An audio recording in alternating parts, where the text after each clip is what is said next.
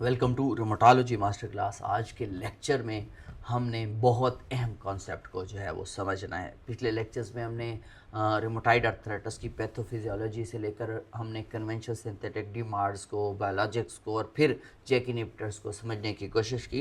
लेकिन आज का लेक्चर बहुत अहम है इसलिए क्योंकि हम ये समझेंगे आज के लेक्चर में कि जितना हमने नॉलेज अटेन किया है वो हमने क्लिनिकल प्रैक्टिस में कैसे एक कोहेरेंट स्ट्रेटजी की शक्ल में जो है वो अप्लाई करना है।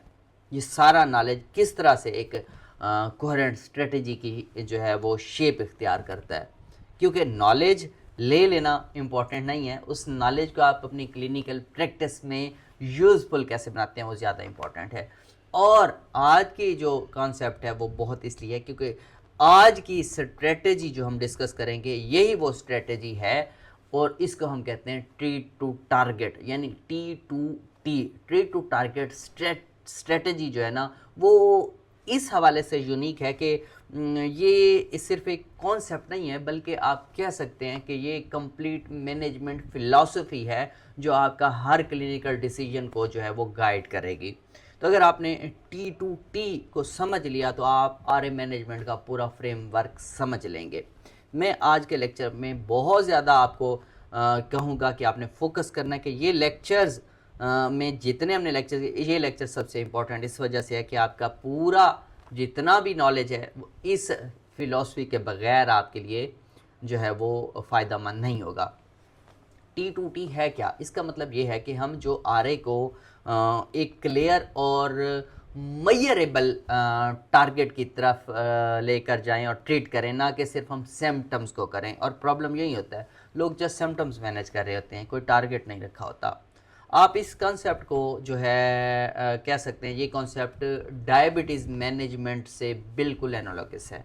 जैसे हम HbA1c को टारगेट करते हैं, ना कि ये कि सिर्फ पेशेंट कंफर्टेबल फील करे, तो वैसे ही रूमेटॉइड आर्थराइटिस में हम DAS28 या हम जो दूसरे जो हैं हम क्लिनिकल टूल यूज़ करते हैं उनमें CDAI है, उसको हम टारगेट करते हैं, ना कि ये कि सिर्फ जो है पेशेंट जो है वो कम पेन फील करे। हमने डिजीज़ एक्टिविटी को जो है वो मॉनिटर करना है, उसको टारगेट करना है to achieve low disease activity और रिमिशन। तो आज के लेक्चर में हम T2T की हिस्ट्री और एविडेंस बेस जो है इसको हम समझेंगे, इसलिए कि आप कह सकते हैं ये ओवर आर्चिंग प्रिंसिपल्स जो है उनको हम समझेंगे। जो हमने पिछले लेक्चर्स में हमने कहा कि जो यूलार की और ACR की 10 की और 2022 की रिकमेंडेशंस में डिफाइन है, और इसके अलावा हमने देखना है कि प्रैक्टिकल इम्प्लीमेंटेशन क्या जो हर स्टेप है वो किस तरह हमने लेकर चलना है। T2T की जो इस्टेब्लिशमेंट है और T2T का जो आपका पूरा एक रूट मैप है, वो वहाँ पे कौन से चैलेंजेस हैं, आपको कैसे उनका सामना करना है, आपने जो है ओवरलैप को किस तरह से हैंडल करना है। मोस्ट इम्पॉर्टेंट है फाइब्रोमेल्जिया ओवरलैप आ रहे में, और इसके अलावा कोमॉर्बिडिटीज़ को आपने कैसे नेविगेट करना है। बायोलॉजिक टेपरिंग के हवाले से क्वेश्चन आया था कि हमने बायोलॉजिक टेपर करने हैं, कैसे करने हैं वो, और डोज रिडक्शन की जो स्ट्रेटजी है ये क्या होगी, और सबसे इम्पॉर्टेंट कि पाकिस्तान का जो क्लिनिकल रियलिटी है उसमें आप ट्रीट टू टारगेट यानी T2T को प्रैक्टिकली कैसे इम्प्लीमेंट करें, जहां पर आप रिसोर्सेज लिमिटेड हैं और रिसोर्सेज में रहते हुए आप पेशेंट्स जो है उनको किस तरह से मैनेज कर सकते हैं। कॉम्प्लियंस एक बहुत बड़ा चैलेंज है। ये सारी चीज़ें आज के लेक्चर में हम समझने की कोशिश करेंगे, और आज का लेक्चर आपको पूरा जो मैनेजमेंट का जो कॉन्सेप्ट है उसको क्लियर कर देगा। और मेरी कोशिश होगी कि मैं कुछ डिलीवर कर सकूं कि आपने जितने पिछले लेक्चर्स जो है वो आपने लिए और जो कुछ आपने सीखा वो आइंदा आपकी प्रैक्टिस में किस तरह आपको एक पूरा पेशेंट का प्लान मॉडिफाई करने में और प्लान जो है सामने रखते हुए ट्रीट करने में कैसे हेल्पफुल रहेगा।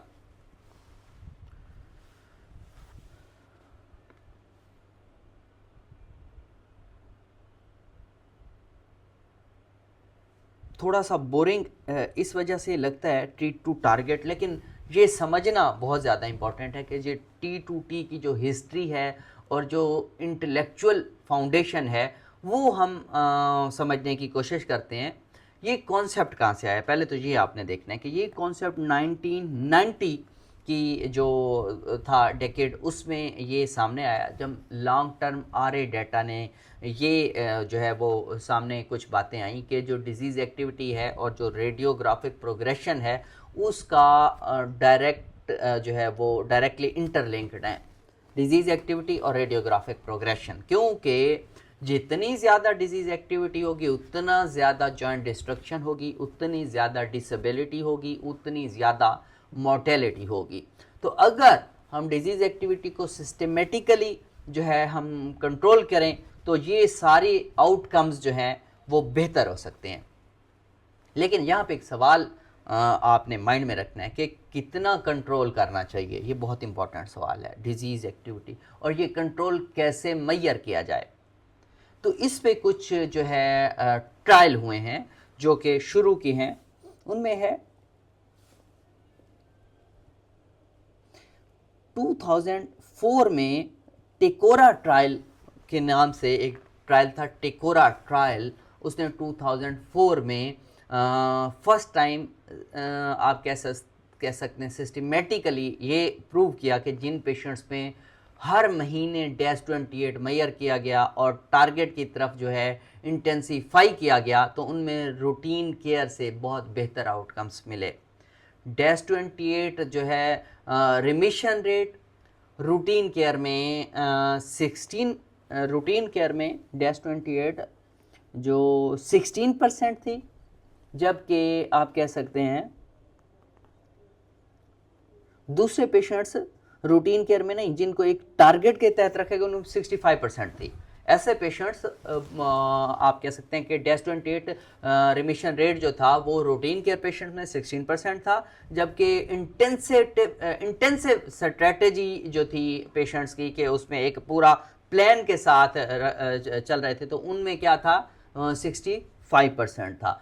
तो ये एक आप कह सकते हैं उस वक्त रेवोल्यूशनरी फाइंडिंग थी। क्यों? क्योंकि पहले एक कॉन्सेप्ट ही नहीं था, पेशेंट को जस्ट मैनेज किया जा रहा था कि पेशेंट की स्वेलिंग बेटर है, पेन जो है वो मैनेज जो है, तो फिर बस ठीक है, इट्स ओके, वहीं पे ही पेशेंट को फुल स्टॉप लगा हुआ था, उसी पे ही कंटिन्यू किया जा रहा था। लेकिन जब -28 मंथली मेजर किया गया तो देखा गया कि पहले -28 5.4 था, फिर उसके बाद 4.9 आया, फिर 4.1 आया। तो ऐसे पेशेंट्स जिनमें -28 मेजर किया गया उनमें जो थे 65% था और रूटीन केयर के पेशेंट्स में 16% था।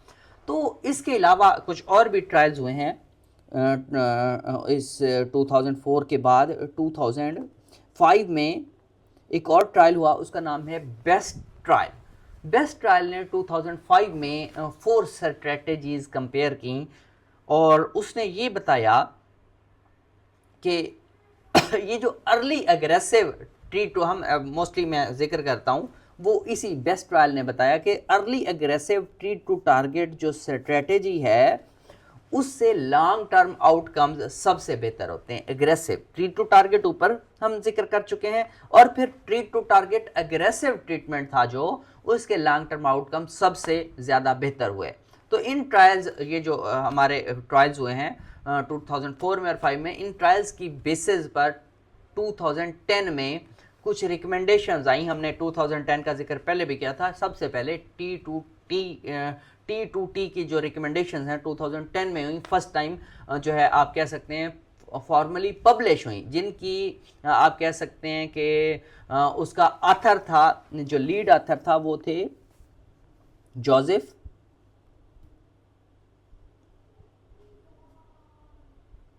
जी। T2 टारगेट 2010 में रिकमेंडेशंस आई और उसके लीड ऑथर थे जोसेफ स्मोलियन, और उन्होंने जो यूलार में आप कह सकते हैं कि उनके कोलैबोरेशन से ये चीज़ें बनी थी, और उनका ये जो टाइटल था वो था treating rheumatoid arthritis to target.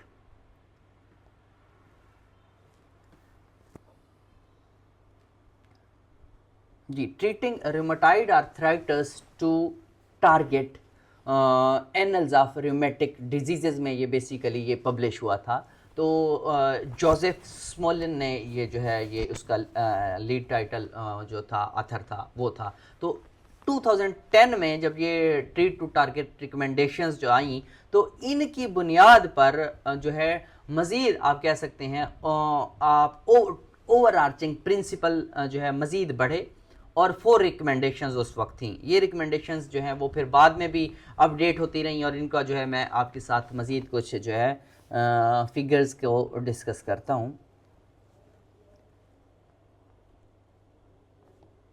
10 over arching principles थे और 4 रिकमेंडेशंस थी।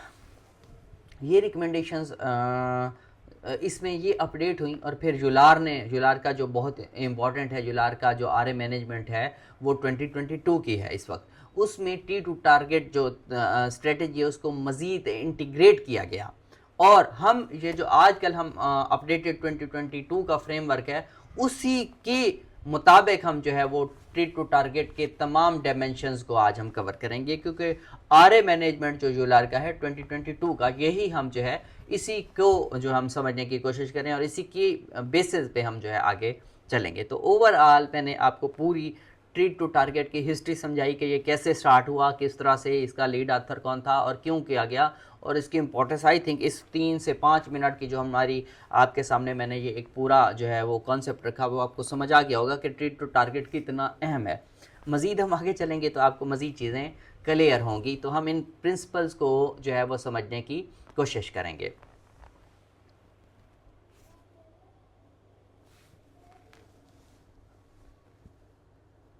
ट्रीट टू टारगेट का जो फर्स्ट प्रिंसिपल है वो है ट्रीटमेंट का जो प्राइमरी टारगेट है और वो उसका प्राइमरी टारगेट क्लिनिकल रिमिशन होना चाहिए। ट्रीट टू टारगेट का सबसे इंपॉर्टेंट है, सबसे पहला भी और सबसे बेसिक प्रिंसिपल यही है कि ट्रीटमेंट का प्राइमरी टारगेट क्या होना चाहिए, क्लिनिकल रिमिशन होना चाहिए। रिमिशन की डेफिनेशन जो है वो भी जुलार की जो 22 की रिकमेंडेशन है उनके मुताबिक हमने पहले भी डिस्कस की थी, मैं दोबारा बता देता हूँ। डैश 28 2.6 से कम हो या CDAI 2.8 से कम हो या SDAI जो है वो 3.3 से कम हो, ये जो है रिमिशन की क्राइटेरिया। डैश 28 2.6 से कम, CDAI 2.8 से कम, SDAI 3.3 से कम है। या फिर हम कह सकते हैं कि यूलार की जो दूसरी रिकमेंडेशंस की बात करते हैं, यूलार की या ACR की जो 2011 का जो रिमिशन क्राइटेरिया उसके मुताबिक हो। तो इसमें बोलियन रिमिशन है, बोलियन रिमिशन क्राइटेरिया आप याद कर लें। उस हवाले से हमने पहले जो अपने लेक्चर्स वो किए थे उसमें हम tender joint count, swollen joint count उनको हमने सामने रखा था। और बोलियन रिमिशन में क्या हो सकता है कि टेंडर जॉइंट काउंट जो है वो 0 to 1 है, स्वेलन जॉइंट काउंट 0 to 1 है, CRP जो है वो 1 मिलीग्राम पर डेसीलीटर से कम है और जो पेशेंट ग्लोबल असेसमेंट है वो 2 से कम है। तो ये बोलियन रिमिशन क्राइटेरिया है। लेकिन आप जो है वो बहुत सारी ऐप्स और ऑनलाइन कैलकुलेटर मौजूद हैं, आप उसके थ्रू भी कर सकते हैं। तो ये रिकमेंडेशंस जो हैं वो बताती हैं कि रिमिशन जो है प्राइमरी टारगेट क्या होना है। बेसिक रूल क्या है ट्रीट टू टारगेट का? बेसिक रूल है क्लिनिकल रिमिशन अचीव करना। और हमने इसको किसके साथ 2022 जुलार ये आप उसको बताएगा कि जो रिमिशन है उसकी डेफिनेशन में से कोई भी क्लिनिकल रेलिवेंट हो, वो उनमें से कोई भी एक्सेप्टेबल हो। लेकिन आप इसमें ये आप कर सकते हैं कि ये जो SDAI है और CDAI है और जो बोलियन रिमिशन है ये डैश 28 रिमिशन से ज़्यादा आप कहें कि ये स्ट्रिजेंट है। और ट्रू रिमिशन आप कह सकते हैं, ट्रू एब्सेंस ऑफ इन्फ्लेमेशन को बेटर रिफ्लेक्ट करती हैं। लेकिन हम मोस्टली जो है वो डैश 28 रिमिशन को ही कैलकुलेट कर रहे होते हैं। लेकिन अगर आप चाहें तो आप दूसरे टूल्स को भी यूज़ कर सकते हैं। लेकिन अगर रिमिशन अचीव नहीं हो रही, जहाँ पर रिमिशन अचीव नहीं हो रही या नहीं हो पा रही, तो वहाँ पे लो डिजीज़ एक्टिविटी यानी डैश 28 जो है वो 3.2 से कम है, तो आप उसको भी जो है वो टारगेट रख सकते हैं कि आपको लग रहा है कि पेशेंट की लो डिजीज़ एक्टिविटी रिमिशन नहीं हो रही, डैश 28 3 पॉइंट से कम है, ठीक है। लेकिन CDAI अगर वो 10 से कम है तो आप उसको एक्सेप्टेबल अल्टरनेटिव टारगेट कह सकते हैं। स्पेशली जो है लॉन्ग स्टैंडिंग डिजीज़ वाले पेशेंट्स में, या आप कह सकते हैं जो एल्डरली पेशेंट्स हैं जिनमें कोमॉर्बिडिटीज़ की जो वजह से कोई एग्रेसिव थेरापी आप नहीं दे सकते, तो इस वजह से फिर आप उसमें ट्रू रिमिशन की बजाय लो डिजीज एक्टिविटी को भी जो है वो अपना टारगेट रख सकते हैं। ये माइंड में रखिएगा कि आप सम टाइम पेशेंट है और एल्डरली है या उसको कोई और कोमॉर्बिडिटीज़ हैं, आप उसकी जो है डिमांड्स थेरापी एस्केलेट नहीं कर सकते, तो आपने ज़रूरी नहीं फिर उसमें आप लो रिमिशन, ट्रू रिमिशन की तरफ जाएँ, आप लो डिजीज एक्टिविटी को भी टारगेट रख सकते हैं। तो ये सबसे पहला असूल आप ट्रीट टू टारगेट थेरापी का आप इसमें कर सकते हैं। दूसरा असूल जो है ना वो हम अब मज़ीद डिस्कस करते हैं।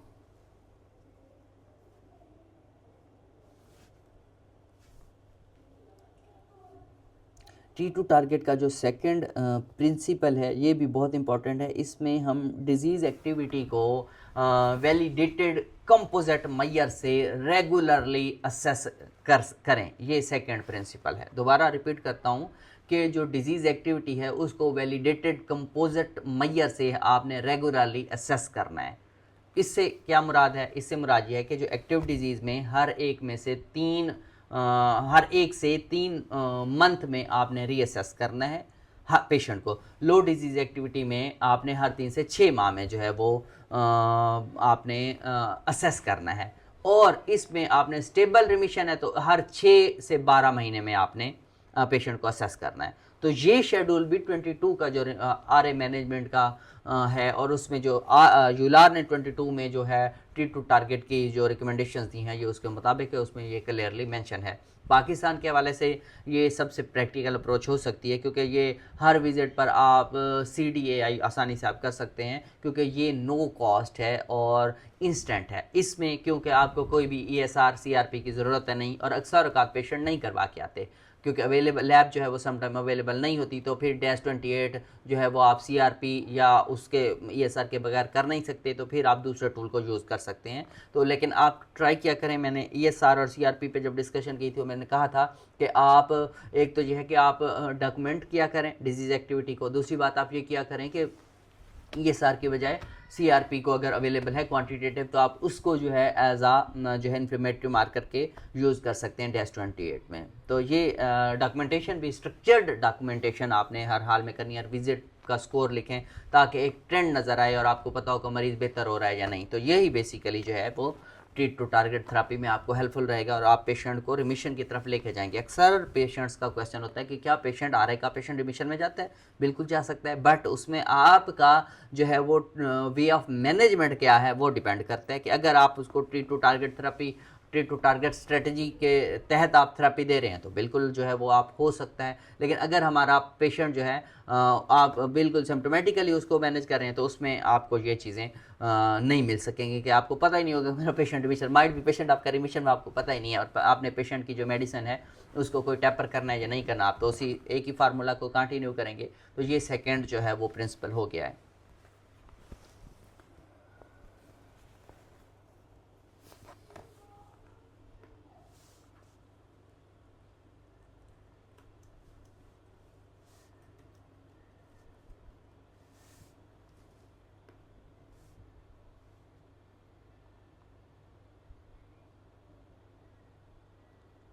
T2T का जो थर्ड प्रिंसिपल है वो ये है कि जब टारगेट आपको नहीं मिल रहा तो आपने ट्रीटमेंट को इंटेंसीफाई करना है।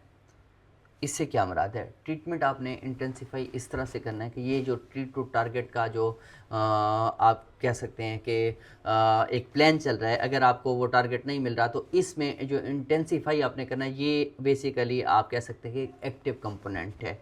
अगर एक्टिव डिजीज़ में 3 महीने में कोई इम्प्रूवमेंट नहीं है तो आप ट्रीटमेंट चेंज कर सकते हैं, ये बहुत इंपॉर्टेंट है। लेकिन अगर 3 माह में इम्प्रूवमेंट हो रही है लेकिन टारगेट नहीं मिला तो मज़ीद 3 महीने दे सकते हैं, लेकिन 6 महीने तक टारगेट ना मिले तो आप एस्केलेट करें। ये इंपॉर्टेंट चीज़ है। लेकिन हमारे यहाँ पे नहीं, एक तो very early switch off drugs होता है, आपने मीथोट्रेक्सेट दी और आपने देखा 3 हफ्ते बाद पेशेंट को इम्प्रूवमेंट नहीं है, आपने मीथोट्रेक्सेट स्टॉप कर दी, लिफ्लिनोमाइड चला देते हैं, ऐसा आर्गेज नहीं करना। आप उसको 3 महीने में देखें, फिर 3 महीने में इम्प्रूवमेंट हो रही है लेकिन टारगेट नहीं मिल रहा तो मज़ीद 3 महीने दे सकते हैं। लेकिन 6 माह तक आप टारगेट नहीं मिल रहा तो फिर आप एस्केलेट कर सकते हैं। और यही यूलार का 22 जो सबसे इंपॉर्टेंट है, यूलार का 22 और ACR का 21 दोनों में इसी 3 to 6 मंथ की जो विंडो को सपोर्ट किया गया है, और इसको आपने माइंड में रखना है। 3 to 6 मंथ, 3 to 6 मंथ बहुत बड़ी टाइम है। इस दौरान अगर पेशेंट का आपको जो है वो T2T स्ट्रेटेजी के तहत आपको जो है टारगेट नहीं मिल रहा, लो डिजीज एक्टिविटी की तरफ पेशेंट नहीं जा रहा, ट्रेंड देखते जाएं, तो आप बिल्कुल अपना ट्रीटमेंट एस्केलेट कर सकते हैं। एस्केलेशन का मतलब क्या है, ये एक और क्वेश्चन हो सकता है कि एस्केलेशन क्या है। एस्केलेशन का मतलब है, आप कह सकते हैं कि जो कन्वेंशनल सिंथेटिक डिमांड्स पर पेशेंट है, आप उसकी या तो डोज ऑप्टिमाइज कर दें, या आप उसको मोनोथेरेपी पे तो कम्बिनेशन पे तब्दील कर सकते हैं, कम्बिनेशन में दूसरे कन्वेंशनल सिंथेटिक डिमांड ऐड कर दें, या फिर आप बायोलॉजिक पे सेकंड लाइन थेरेपी पे आप जा सकते हैं 3 to 6 मंथ के बाद, बायोलॉजिक पे जा सकते हैं, या जैक इनहिबिटर्स जो है वो टारगेटेड सिंथेटिक डिमांड्स हैं उन पे जा सकते हैं। तो हमारे यहाँ पे पेशेंट पिछले 10 साल से है और वो जस्ट कन्वेंशनल सिंथेटिक डिमांड्स ले रहा है और पेशेंट बेहतर नहीं हो रहा, फिर भी वो क्या करेंगे, प्रेडनिस्टोन की डोज बढ़ा देंगे, फिर 3+3 2+2 मतलब एक स्टीरॉइड का शॉर्ट कोर्स दे के फिर पेशेंट को बेहतर करके देंगे, लेकिन जो है वो डिजीज़ प्रोग्रेशन को स्टॉप नहीं करेगा स्टीरॉइड। आप हरगिज़ ऐसा करेंगे तो आपको हरगिज़ जो है वो टारगेट नहीं मिल पाएगा। तो आप अपनी एस्केलेशन की तरफ जाएं, और एस्केलेशन मैंने बताया कि अगर एस्केलेशन का मतलब है मोनोथेरेपी चलिए, कम्बिनेशन थेरेपी पे चले जाएं, या फिर कन्वेंशनल सिंथेटिक डिमांड में कोई दूसरे कन्वेंशनल सिंथेटिक डिमांड्स को एड ऑन थेरेपी भी कर सकते हैं, चेंज भी कर सकते हैं, या सेकेंड लाइन थेरेपी में बायोलॉजिक्स पे जा सकते हैं, या जैक इनहिबिटर जो है वो आप ऐड कर सकते हैं।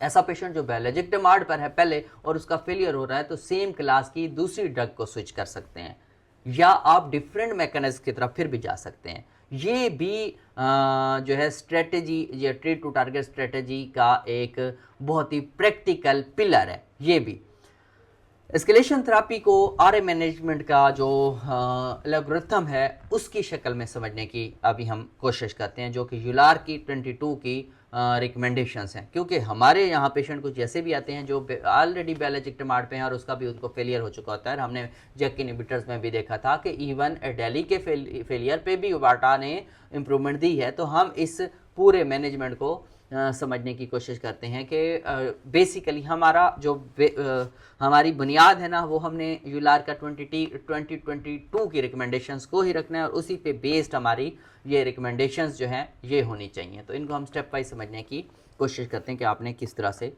चलना है।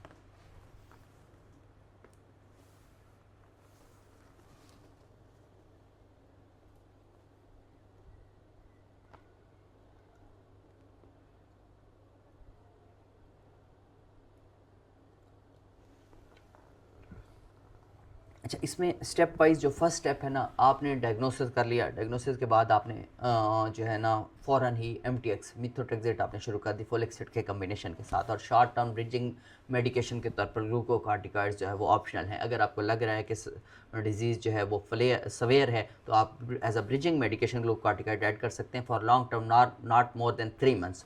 ये आपने माइंड में रखना है। 3 महीने के बाद आप DEST28 या CDAI जो है वो असेस करें। अगर टारगेट मिल गया यानी रिमिशन या लो डिजीज एक्टिविटी की तरफ है तो करंट ट्रीटमेंट जो है वो कंटिन्यू करें, और 3 महीने से 6 महीने में आप दोबारा उसको मॉनिटर करें। ये हो गया पहला। अगर टारगेट नहीं मिला तो आप क्या कर सकते हैं, पोर प्रोग्नोस्टिक फैक्टर को देखें। पोर प्रोग्नोस्टिक फैक्टर हमने पहले देखे थे, क्या है पोर प्रोग्नोस्टिक फैक्टर? हाई टाइटर एंटी-CCP है, हाई टाइटर RA फैक्टर है।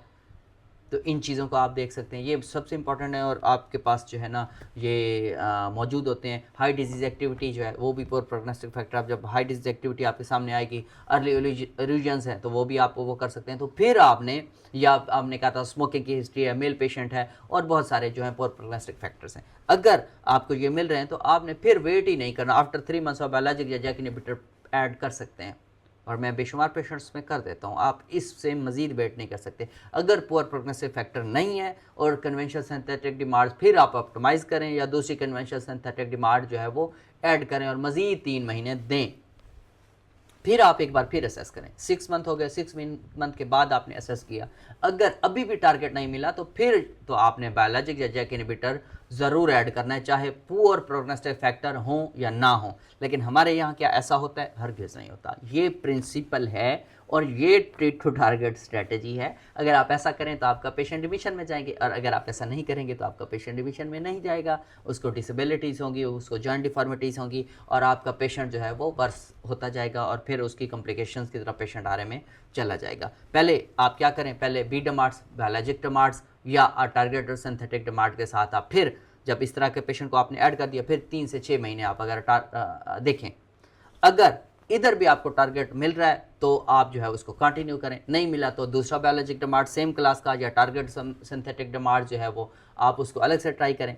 ठीक है, आपने और दूसरी बात ये मैंने इधर कहा है तो ये नहीं है कि बायोलॉजिक्स और टारगेट सिंथेटिक डिमांड इकट्ठे चलाने, हर किस नहीं, मतलब बायोलॉजिक्स या टारगेटेड सिंथेटिक डिमांड, क्योंकि टीएनएफ इनहिबिटर जो है फर्स्ट चॉइस है। अगर अफोर्ड नहीं कर पाता या कोई कंट्राइंडिकेशन है, हार्ट फेलियर है, कोई और प्रॉब्लम है तो फिर आप या मैलिग्नेंसी या फिर टीएनएफ इनहिबिटर नहीं दे सकते तो फिर आप जो है वो किसी टारगेटेड सिंथेटिक डिमांड पे आ सकते हैं। फ़र्ज़ करें बी डमार्ट का फेलियर हो गया तो उसी क्लास का दूसरा डमार्ट बी डमार्ट स्टार्ट करें, अगर वो आप नहीं दे सकते तो फिर आप किसी डिफरेंट मैकेनिज्म का डमार्ट स्टार्ट कर सकते हैं, या फिर आप टारगेटेड सिंथेटिक डमार्ट यानी कि आप जैक इनहिबिटर्स जो है वो कर सकते हैं, ऐड कर सकते हैं। ये चीज़ें आपने करनी है। तो ये एक पूरा फ्रेमवर्क आपके सामने आया, मज़ीद इसको आगे डिस्कस करते हैं।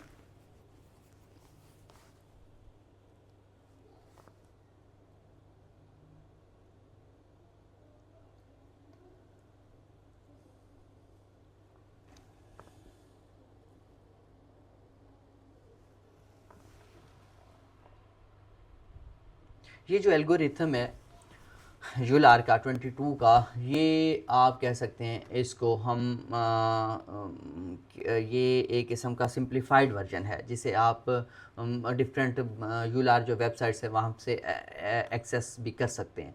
इसमें जो मैं आपको चीज़ें समझाना चाहता हूँ वो T2T में जो है वो पेशेंट इन्वॉल्वमेंट का जो प्रिंसिपल है वो बहुत अहम है, जो अक्सर ओवरलुक हो जाता है, वो मैं अभी आपको समझाता हूँ। यूलार की बेसिकली 22 की जो रिकमेंडेशंस हैं उनमें ये क्लियर कहा गया कि ये ट्रीटमेंट टारगेट है, जो ट्रीटमेंट टारगेट है उसमें पेशेंट के साथ मिलकर आपने विद डिस्कशन जो है शेयर्ड डिसीजन मेकिंग जो है वो करनी है।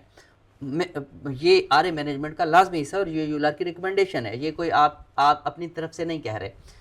इस हवाले से मैंने आपको एक पिछले लेक्चर में भी एक एग्जांपल दी थी कि मैंने यही चीज़ डिस्कस की एक पेशेंट के साथ, और पेशेंट चला गया तो उन्होंने मेरे स्टाफ को अप्रोच किया, फिर नहीं, उन्होंने मेरे स्टाफ को अप्रोच नहीं किया, एक और पेशेंट आया उसी फैमिली से, उन्होंने कहा जी सर हम तो बहुत बहुत अच्छे जा रहे हैं, बट हमने एक और पेशेंट भेजा था हमारी फैमिली का, उसको जो है वो आ रही थी, तो वो जब वापस गए तो वो कहते हैं डॉक्टर साहब तो कुछ अजीब है।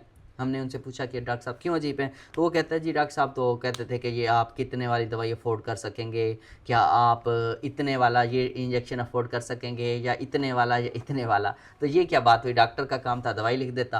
तो ये बेसिकली मरीज़ के साथ आपने डिस्कस करके जो है वो आपने ये चीज़ फाइनल करनी होती है, और यही शेयर्ड डिसीजन मेकिंग जो है वो आरए मैनेजमेंट का बहुत ही इम्पोर्टेंट और आप कह सकते हैं ज़रूरी हिस्सा है। बट हमारे यहाँ पे कॉन्सेप्ट ही नहीं है, तो इस वजह से पेशेंट समझते हैं कि ये चीज़ अजीब, थोड़ी ऑकवर्ड लगती है। तो ये चीज़ मरीज़ को आपने बतानी है कि टारगेट आपका क्या है, ये चीज़ क्यों ज़रूरी है, इस तक पहुँचने के लिए प्लान क्या है, और अगर टारगेट नहीं मिलेगा तो ट्रीटमेंट कैसे तब्दील करेगा। ये चीज़ें आपने बहुत इम्पॉर्टेंट भी हैं और अपने पेशेंट से डिस्कस करनी है, और बहुत सारे पेशेंट इसको अंडरस्टैंड भी करते हैं और अप्रिशिएट भी करते हैं कि डॉक्टर हमें किस तरीके से गाइड कर रहा है हमारा ट्रीटमेंट, क्योंकि ये this is the basic right of patient कि उसको पता हो कि मेरा ट्रीटमेंट हो क्या रहा है, मेरा ट्रीटमेंट अगर फेलियर हो जाता है तो क्या होगा, मेरा इंप्रूवमेंट हो जाता है तो कब मेरी दवाई कम होगी, उसको आपने बताना है।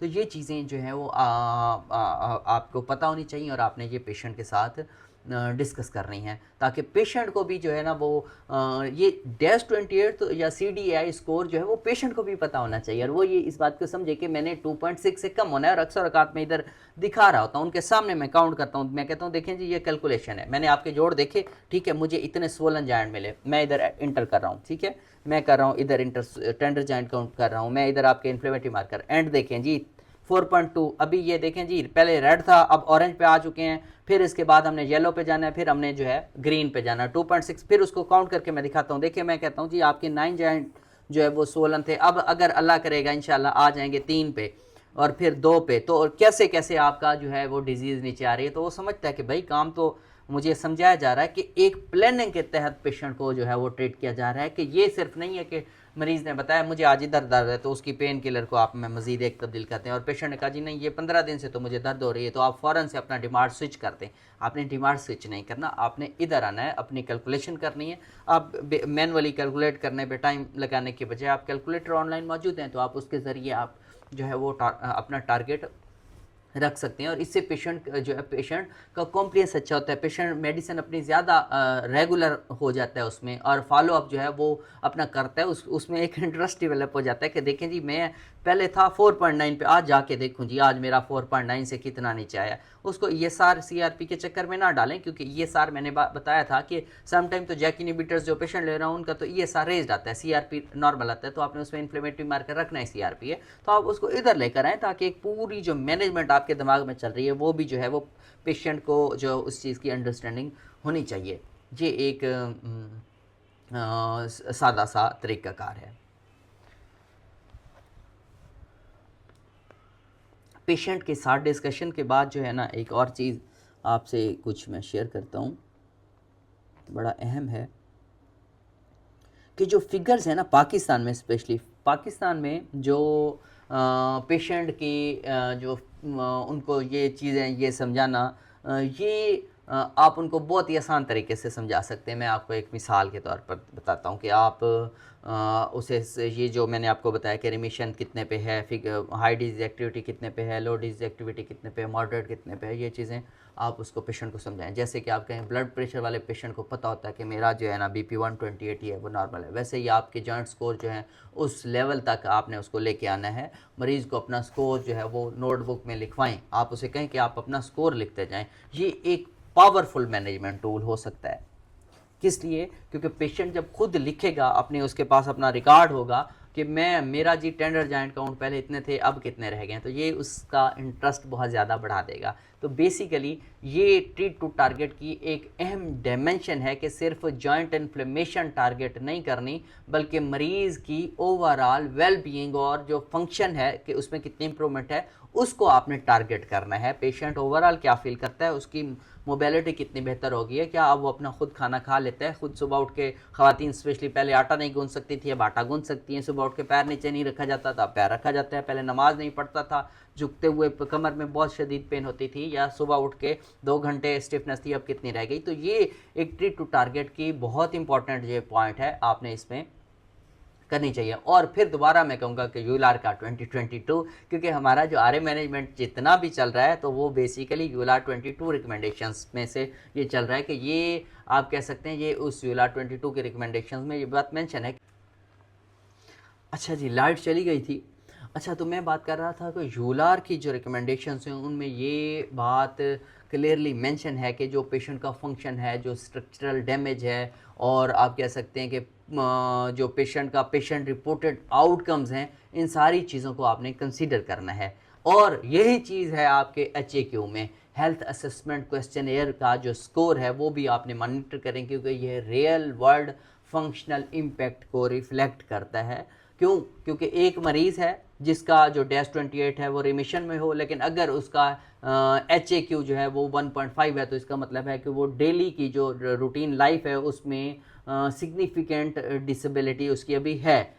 और यही बताता है कि या तो डिजीज़ कंट्रोल, मुकम्मल तौर पर डिजीज़ कंट्रोल में नहीं है, या जो है वो कोमॉर्बिडिटी जैसे कि फाइब्रोमियल्जिया है या ऑस्टियोआर्थराइटिस है वो कंट्रीब्यूट कर रही हैं, जिन्हें अलग से एड्रेस करना ज़रूरी है। और हम ये ना समझते रहें कि ये जो उसकी फंक्शनैलिटी है या उसका ओवरऑल डेली लाइफ की रूटीन है वो डिस्टर्ब लाजमी नहीं है कि वो आरए की वजह से हो रही है, तो मुमकिन है ये उसकी कोई दूसरी कोमॉर्बिडिटीज़ हैं उनकी वजह से हो सकती है। तो यही चीज़ें पेशेंट रिपोर्टेड जो आउटकम्स हैं, जिसको हम PROs भी कहते हैं, उनको कहते हैं PR मतलब पेशेंट रिपोर्टेड आउटकम्स, जैसे कि आप उनमें कह सकते हैं रैपिड 3, ये भी एक आप कह सकते हैं routine assessment of patient index data 3, ये भी एक सिंपल टूल है जो मरीज़ खुद फिल कर सकता है। ये कि मेरा पेन कैसा है, मतलब कि आप कह सकते हैं कि मेरा पेन कैसा है, मेरा फंक्शन कैसा है, मैं अपने काम खुद कर लेता हूँ। आप ये ग्लोबल असेसमेंट को ये चीज़ें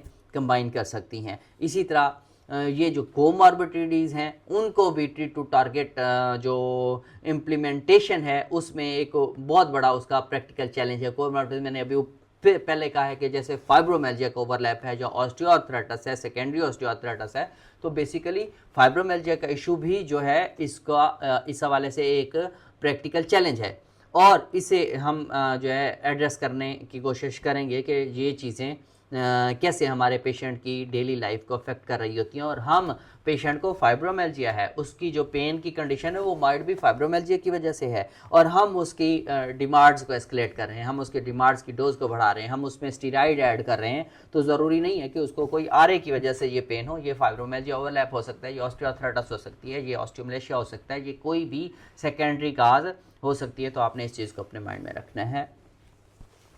तो फाइब्रोमेल्जिया ओवरलैप को हम समझने की कोशिश करते हैं।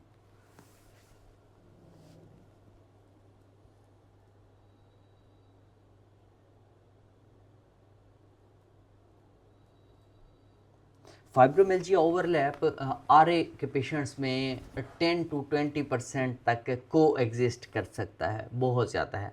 फाइब्रोमेल्जिया में हम बात करते हैं तो इसमें क्या होगा, वाइड स्प्रेड पेन होता है। रिमोटाइड आर्थराइटिस में लोकलाइज होगा, मेरा ये जॉइंट पेन कर रहा है या मेरे हाथों की हद तक पेन है, मेरे शॉर्ट जॉइंट्स में पेन है। लेकिन फाइब्रोमेल्जिया में वाइड स्प्रेड पेन होगा, उस पेशेंट को नॉन रिफ्रेशिंग उसकी स्लीप होगी, स्लीप डिस्टर्बेंस होगी, उसको फिटीग होगी, मल्टीपल टेंडर पॉइंट्स होंगे, मिड ट्रेपेजियस हो सकता है, ये होंगे, लेकिन कोई भी साइनोवियल इन्फ्लेमेशन नहीं होगी। इस वजह से आप उसके देखेंगे कि आप जब देखते हैं स्वोलन जॉइंट काउंट उसका 0 है, और आप उस जब पेशेंट आके कहता है डॉक्टर साहब दर्दें बढ़ी हैं, मुझे आराम नहीं है, आप उसे कहते हैं, आपने उसकी दर्दों को सुन के इधर अपनी मेडिसिन नहीं तब्दील करनी, आपने सीधा जाना है फिजिकल एग्जामिनेशन पे। आप उसके स्वोलन जॉइंट काउंट तो देखें, पेशेंट का स्वोलन जॉइंट काउंट 0 है, तो ये ज़रूरी तो नहीं है कि ये आरए का कोई फ्लेयर है, और आप इधर से ये करें कि एक अगर पेशेंट की आरए माइट भी मोनोथेरेपी पे ही कंट्रोल्ड है और आप उसको कम्बिनेशन पे ले जाएं या उसको शॉर्ट कोर्स ऑफ ग्लूकोकार्टिकॉइड्स देते हैं, तो फिर ये भी तो गलत होगा। लेकिन आप उसको असेस करेंगे। तो हमारे यहाँ प्रॉब्लम ये है कि जो फाइब्रोमेल्जिया है वो DAS28 के जो टेंडर जॉइंट काउंट से और जो आपके PGA कंपोनेंट्स हैं उसको आर्टिफिशली जो है वो थोड़ा सा इंक्रीज़ कर देता है, जिससे DAS28 जो है वो हाई आ सकता है, चाहे आरए कंट्रोल में भी हो। इस वजह से, क्योंकि पेशेंट को तो हल्की फुल्की तो टेंडरनेस होती है, लेकिन आपने किसको जाना है, स्वोलन जॉइंट काउंट को देखना है। और अगर आप DAS28 को देखकर ट्रीटमेंट एस्केलेट करते रहेंगे तो मरीज़ को अननेसेसरी ड्रग्स मिलती रहेंगी, जो कि उसकी जो इम्यून सिस्टम है उसको भी डिस्टर्ब करेंगे, क्योंकि इम्यूनो कम्प्रोमाइज्ड है, और फिर इम्यूनो सुप्रेशन आप बढ़ाएंगे, जिससे आपका पेशेंट डिस्टर्ब होगा। लेकिन जो एक्चुअल प्रॉब्लम है वो फाइब्रोमेल्जिया है, वो तो ठीक नहीं होगा। तो फाइब्रोमेल्जिया ओवरलैप को आपने पहचानने की कोशिश करनी है। इस हवाले से मैं कुछ आपको टिपिकल पॉइंट्स बताऊंगा कि आपने आरए पेशेंट में फाइब्रोमेल्जिया ओवरलैप को कैसे पहचानना है।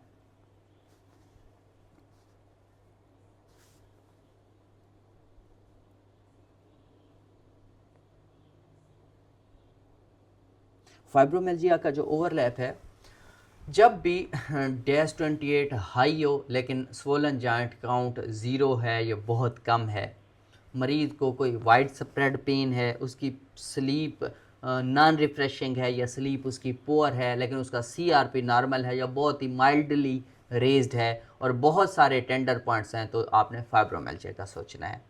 इस सिचुएशन में आप CDAI या SDAI जो है वो ज़्यादा आपके लिए यूज़फुल रहेंगे, क्योंकि इसमें स्वोलन जॉइंट काउंट पर ज़्यादा वेट नहीं है, और फाइब्रोमेल्जिया से ये कम आप कह सकते हैं कन्फाउंडेड है।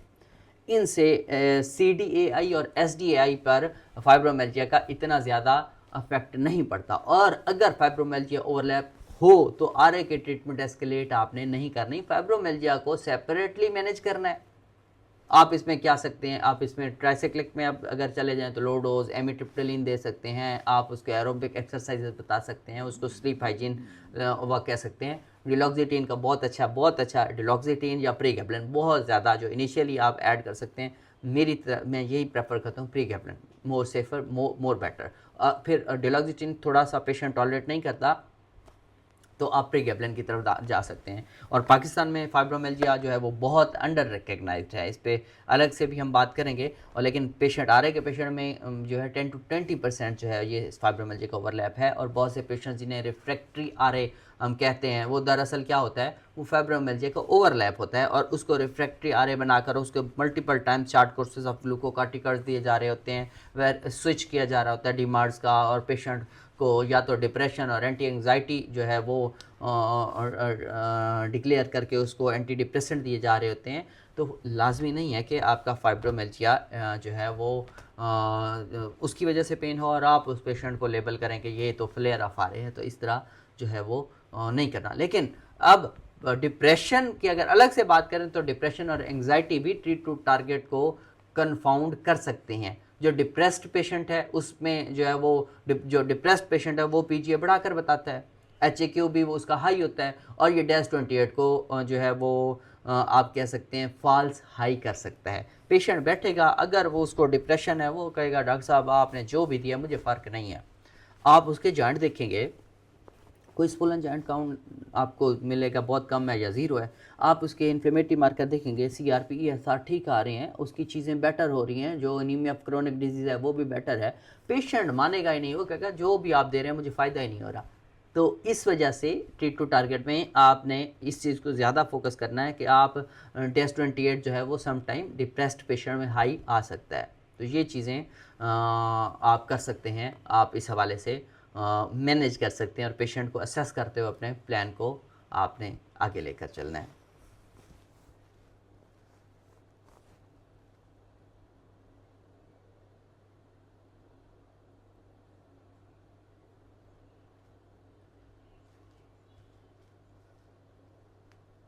अच्छा, जो क्वेश्चन एयर की हम बात कर रहे थे, हर RA पेशेंट में PHQ-2 क्वेश्चन एयर हम कहते हैं या PHQ-9, इससे डिप्रेशन स्क्रीनिंग आप कर सकते हैं। और अगर डिप्रेशन हो तो इसे आप अलग से ट्रीट करें, क्योंकि डिप्रेशन ट्रीट होने पर RA का जो परसीव्ड डिजीज़ एक्टिविटी है उससे भी जो है आपको आइडिया हो जाएगा कि ये जो प्रॉब्लम है वो सिर्फ RA की वजह से आ रहा है या वो डिप्रेशन की वजह से आ रहा है। तो जो परसीव डिजीज़ एक्टिविटी है वो कम हो जाती है और जो कंप्लेंस है वो भी बेटर हो जाता है। तो ये चीज़ें आपको डिफरेंट मैंने आपको बताया यूएलआर की वेबसाइट्स पे भी आप इस चीज़ को एक्सेस कर सकते हैं। पाकिस्तान में जो है वो डिप्रेशन RA पेशेंट में बहुत कॉमन है और बहुत कम एड्रेस होता है। स्टिग्मा की वजह से पेशेंट खुद भी नहीं बताते और डॉक्टर्स पूछते भी नहीं हैं। इसी तरह ये चीज़ें फिर जो है वो आपकी ट्रीट टू टारगेट को भी जो है वो अफेक्ट कर सकते हैं। इन चीज़ों को आपने एड्रेस करना है, फाइब्रोमियल्जिया ओवरलैप को भी, और साथ में अलग से डिप्रेशन और एंग्जाइटी को माइंड में रखना है कि ताकि आप सिर्फ फाइब्रोमियल्जिया या एंग्जाइटी स्ट्रेस की वजह से अपने RA का ट्रीटमेंट एस्केलेट ना करें, उनको अलग से एड्रेस करेंगे तो आपकी चीज़ें बहुत ज़्यादा बेहतर हो जाएंगी। ये ओवरलैप में फाइब्रोमियल्जिया ओवरलैप था सबसे।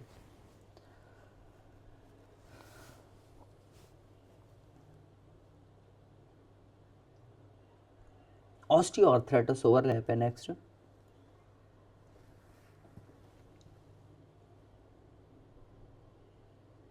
अच्छा, इसके पॉइंट्स, जब ऑस्टियोआर्थराइटिस का जो ओवरलैप है ये भी ट्रीट टू टारगेट को जो है वो कॉम्प्लिकेट कर सकता है। किस तरह, ये मैं बताता हूँ।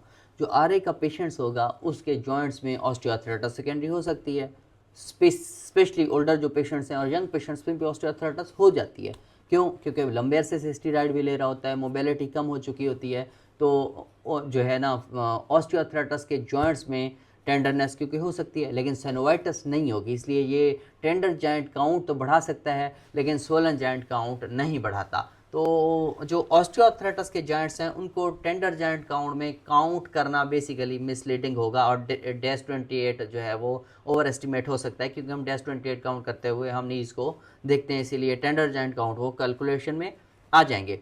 जब आप क्लिनिकल एग्जामिनेशन से ऑस्टियोआर्थराइटिस की जो बोनी स्वेलिंग है और RA की सॉफ्ट साइनोवियल स्वेलिंग है उसको आप डिफ्रेंशिएट करेंगे, जैसे कि हमने डिफरेंट लेक्चर्स में जो है पीछे बात की है, तो आपको क्लियर होगा कि ये RA की वजह से है, बोनी स्वेलिंग है तो ऑस्टियोआर्थराइटिस है, और कोई साइनोवियल स्वेलिंग लग रही है तो ये RA की वजह से है। तो इस चीज़ से आपकी जो ट्रीट टू टारगेट के जो इम्प्लीमेंटेशन है उसमें बहुत ज़्यादा हेल्पफुल रहेगी, और ट्रीट टू टारगेट की जो इम्प्लीमेंटेशन में बायोलॉजिक स्विचिंग है उसकी स्ट्रेटेजी आपको क्लियर करेगी कि क्या हमने एक पेशेंट है उसको हम कन्वेंशनल सिंथेटिक डिमार्ड्स दे रहे हैं, अगर हमारा पेशेंट उसको ऑस्टियोआर्थराइटिस है और उसका जो है लो डिजीज एक्टिविटी नहीं हो पा रही और आप हमेशा टेंडर जॉइंट काउंट में ऑस्टियोआर्थराइटिस जो है उसको भी कैलकुलेट कर रहे हैं, तो फिर आपकी जो है वो फॉल्स हाई आ सकती है। अगर फिर हमारा टारगेटेड सिंथेटिक डिमांड पे पेशेंट है तो हम उसको बायोलॉजिक की तरफ स्विच कर सकते हैं कि अगर आपको लो डिजीज़ एक्टिविटी नहीं मिल रही, लेकिन ऑस्टियोआर्थराइटिस की सूरत में आपने और इस चीज़ को माइंड में रखना है कि आपका हमेशा ऑस्टियोआर्थराइटिस की वजह से उसकी टेंडरनेस आती है और आप उसको जो है काउंट करते हैं डेस 28 में और आपको लगता है कि मेरा पेशेंट जो है लो डिजीज़ एक्टिविटी की तरफ नहीं जा रहा, तो आपने ये क्लियर कर लेना है कि आपकी ये चीज़ें किस तरह से मैनेज होंगी।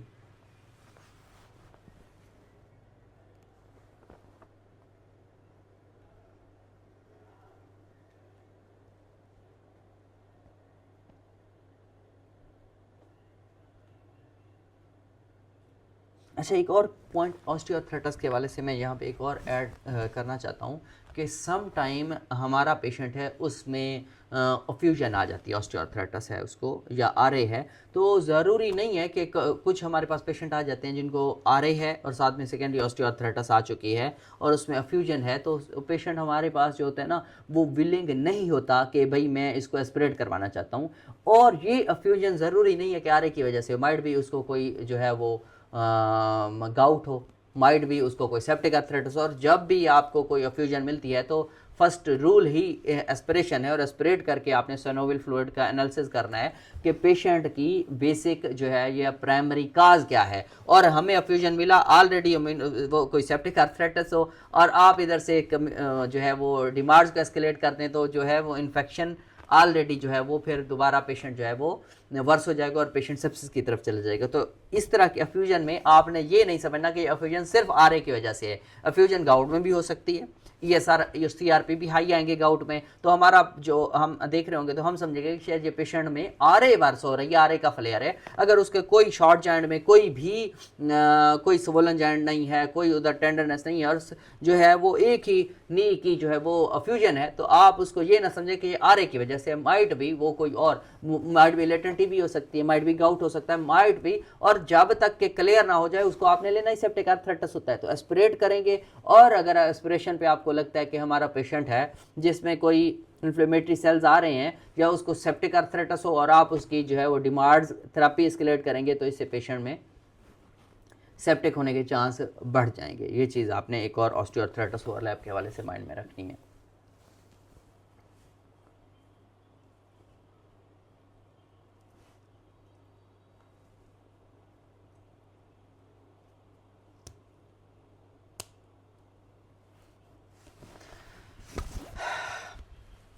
टी टू टारगेट की जो इम्प्लीमेंटेशन है उसमें बायोलॉजिक स्विचिंग को किस तरह से हमने मैनेज करना है, स्ट्रेटजी क्या रखनी है, उसको हम समझने की अब कोशिश करते हैं।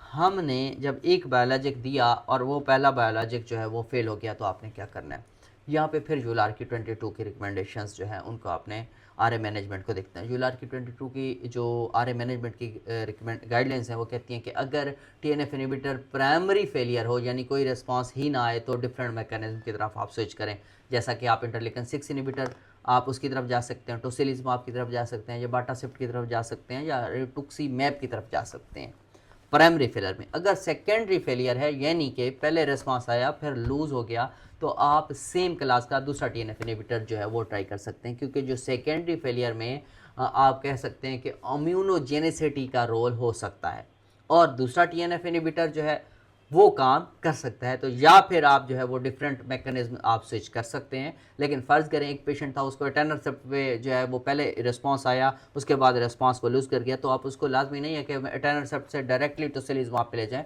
आप उसको फिर एडेली पे स्विच कर सकते हैं। तो ये चीज़ें आपने इस मैकेनिज्म को बायोलॉजिक के हवाले से याद रखना है। इसी तरह जो यूलार की तरह एसीआर की जो 2021 की जो रिकमेंडेशंस हैं उनमें भी यही कहा गया कि मैकेनिज्म स्विचिंग जो है वो रीज़नेबल है अगर प्राइमरी फेलियर हो, और अगर पेशेंट में जो है प्राइमरी फेलियर नहीं है, सेकेंडरी फेलियर है, फिर आप जो है वो दूसरे की तरफ जा सकते हैं। तो ये चीज़ें यूलार की तरफ से भी ये रिकमेंडेशंस हैं और एसीआर जो है वो 2021, यूलार 2022 और एसीआर 21 की रिकमेंडेशंस ये कहती हैं बायोलॉजिक स्विचिंग के हवाले से।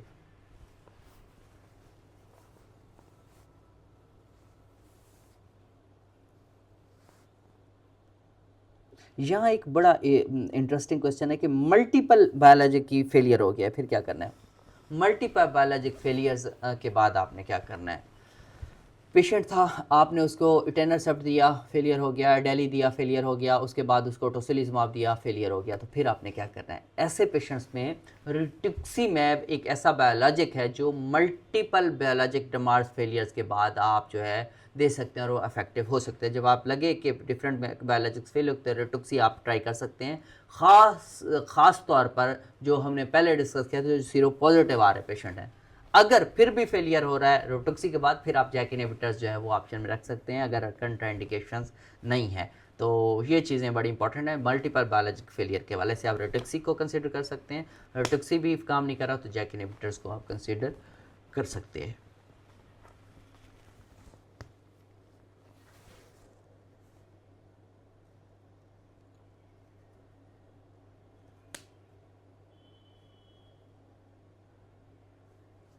अच्छा, यहाँ पे एक क्वेश्चन मैंने पहले भी बताया, आपको दोबारा बता देता हूँ कि टेपरिंग कैसे करनी है। टेपरिंग और डोज रिडक्शन जो है वो ट्रीट टू टारगेट का बहुत इम्पॉर्टेंट लेकिन अंडर डिस्कस्ड एस्पेक्ट है। जब कोई भी पेशेंट जो है वो सस्टेन्ड रिमिशन में है, कम अज़ कम उसको आप कह सकते हैं 6 मंथ जो है वो कंप्लीट रिमिशन में रहा है, तो ट्रीटमेंट टेपरिंग पर आपने फिर फोकस करना है। आप जो यूलार की रिकमेंडेशन है 2022 की और ACR की 21 की, दोनों में ये मेंशन है कि टेपरिंग जो है ऑर्डर आप किस तरह से करेंगे। ये मैं आपको बताऊंगा कि यूलार ये कहता है कि पहले बायोलॉजिक्स को आपने टेपर करना है, यानी कि डोज कम करना है, या आप इंटरवल को बढ़ा सकते हैं। लेकिन बेटर होता है कि आप इंटरवल को बढ़ाने के बजाय पहले डोज कम करें, लेकिन इंटरवल ना बढ़ाएं। लेट्स सपोज कि आपका इटेनरसेप्ट 50 mg वीकली चल रहा है, तो आप उसको ये ना करें कि 50 mg फोर्टनाइटली पे ना जाएं, आप 25 mg वीकली पे रखें। जब आपको लगेगा फिर आपने जो है इंटरवल को बढ़ाना है, और इसी के साथ साथ आप कन्वेंशनल सिंथेटिक डिमार्ड्स को कंटिन्यू रखें। बायोलॉजिक्स को टेपर करें तो कन्वेंशनल सिंथेटिक डिमार्ड को साथ ही टेपर नहीं करना, उसको आप कंटिन्यू सेम डोज पे रखें, क्योंकि कन्वेंशनल सिंथेटिक डिमार्ड्स जो हैं वो कम्बिनेशन फ्लेयर रिस्क जो है वो कम कर सकती हैं। हमने बताया था कि एंटी ड्रग एंटीबॉडी जो बनती हैं TNF इनहिबिटर की सूरत में, तो अगर MTX एडेड हो तो एंटी ड्रग एंटीबॉडी की प्रोडक्शन कम हो जाती है। तो इस हवाले से आपने कन्वेंशनल सिंथेटिक डिमांड को कम नहीं करना। मैं एक और मिसाल देता हूँ कि बायोलॉजिक की टेपरिंग आप कैसे करें। फ़र्ज़ करें जो एडेली है उसको 40 mg हर 2 हफ्तों में आप 40 mg से आप उसको 20 mg पे कर सकते हैं, या उसके बाद आप ये भी कर सकते हैं 40 mg भी फोर्टनाइटली से एवरी 3 वीक्स पे कर सकते हैं, और फिर उसके बाद मंथली भी आप उस पर कर सकते हैं। इसी तरह कन्वेंशनल सिंथेटिक टोसिलिजुमाब जो है, टोसिलिजुमाब सबक्यूटेनियस को जो है वो आप वीकली फोर्टनाइटली चल रहा है तो उसको मंथली भी आप कर सकते हैं। इसी तरह इटेनरसेप्ट का भी मैंने बताया कि आप उसको क्या कर सकते हैं, 50 mg से 25 mg वीकली पर कर सकते हैं, और जब उसको 25 mg वीकली पर भी पेशेंट मेंटेन रहता है तो फिर आप उसको फोर्टनाइटली कर सकते हैं। तो बायोलॉजिक जो है इस हवाले से आप टेपर करेंगे, और साथ में क्या करेंगे, आपने कन्वेंशनल सिंथेटिक डिमांड जो है उसको आपने कंटिन्यू करना है। और बायोलॉजिक बंद करने के बाद फ़र्ज़ करें आपने टेपर करते हुए उनको आपने वो कर दिया, बिल्कुल ही स्टॉप कर दिया, और पेशेंट फिर भी मेंटेन्ड है, तो फिर भी आपने कन्वेंशनल सिंथेटिक डिमांड्स आपने कंटिन्यू करना है, लेकिन क्लोजली मॉनिटर करना है कि पेशेंट रिमिशन मेंटेन कर रहा है या दोबारा जो है वो एक्टिव डिजीज़ की तरफ जा रहा है। इस हवाले से आपने इस बात को माइंड में रखना है। इनके कुछ ट्रायल्स हुए हैं, इस चीज़ पे भी मैं आपके साथ कुछ ट्रायल्स की जो है वो स्टडीज़ शेयर करता हूँ।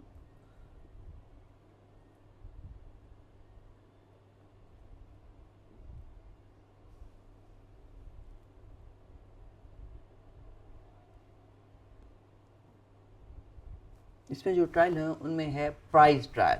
प्राइस ट्रायल उसकी जो स्टडी थी उसने ये बताया कि जो सस्टेन्ड रिमिशन है उसमें जो टेपरिंग जो है वो फिजिबल है, लेकिन फ्लेयर रेट सिग्निफिकेंट है। ये प्राइस ट्रायल ने बताया। इसी स्टडी में डोज रिडक्शन के 52%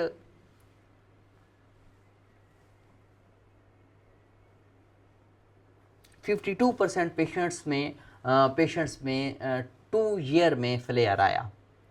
इसलिए मरीज़ को पहले से आपने बताना है कि टेपरिंग के बाद फ्लेयर हो सकती है, और अगर फ्लेयर होगी तो डोज़ आपको वापस जो है वो बढ़ानी पड़ सकती है। ये चीज़ प्राइस ट्रायल ने बताई है। और अगर पेशेंट है उसकी ड्रग बिल्कुल कम्प्लीटली स्टॉप हो चुकी है और ड्रग फ्री रिमिशन जो है वो RA में पॉसिबल है लेकिन रेयर है। तकरीबन 10 to 15 पेशेंट्स 15% पेशेंट्स हैं जिन्हें अर्ली एग्रेसिव ट्रीटमेंट दिया जाए तो वो बिल्कुल ड्रग फ्री रिमिशन में भी विदिन 2 ईयर जा सकते हैं, 10 to 15% पेशेंट्स में।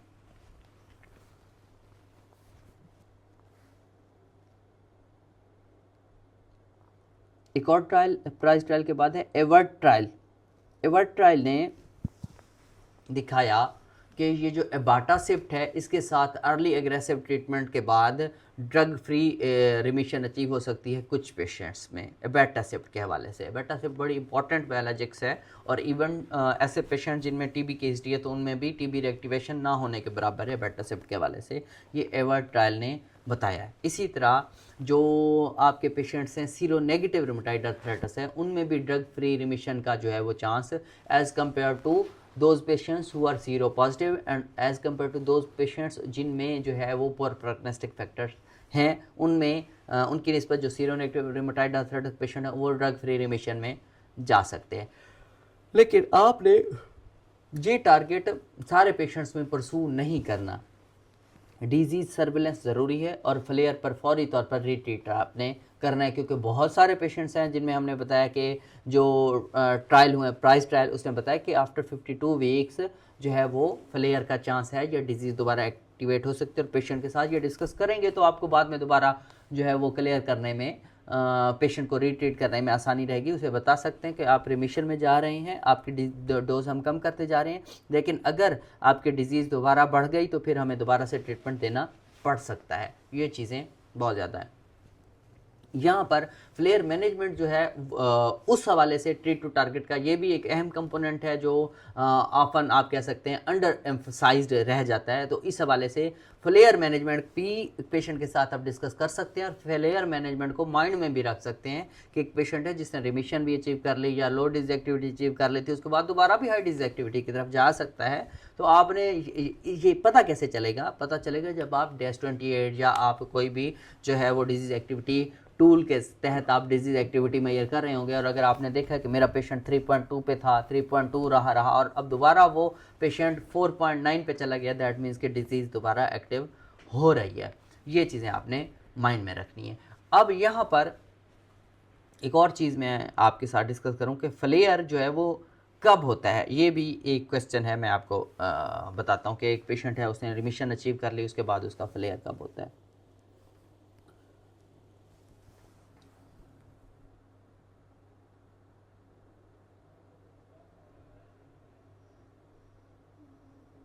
फ्लेयर कब होता है? जो ड्रग आप दे रहे हैं ड्रग रिडक्शन के बाद हो सकता है। आपने डोज दे रहे थे 50 mg एटेनरसेप्ट वीकली, आपने जो ही उसको 25 mg किया तो दोबारा फ्लेयर हो सकता है, पॉसिबल है। इन्फेक्शन के बाद हो सकता है। स्ट्रेस बहुत इंपॉर्टेंट है। अगर पेशेंट है उसको स्ट्रेस का फैक्टर है तो उस स्ट्रेस की वजह से भी इन्फ्लेमेटरी साइटोकाइंस जो हैं वो एक्टिव हो सकते हैं, स्ट्रेस के बाद भी फ्लेयर हो सकता है।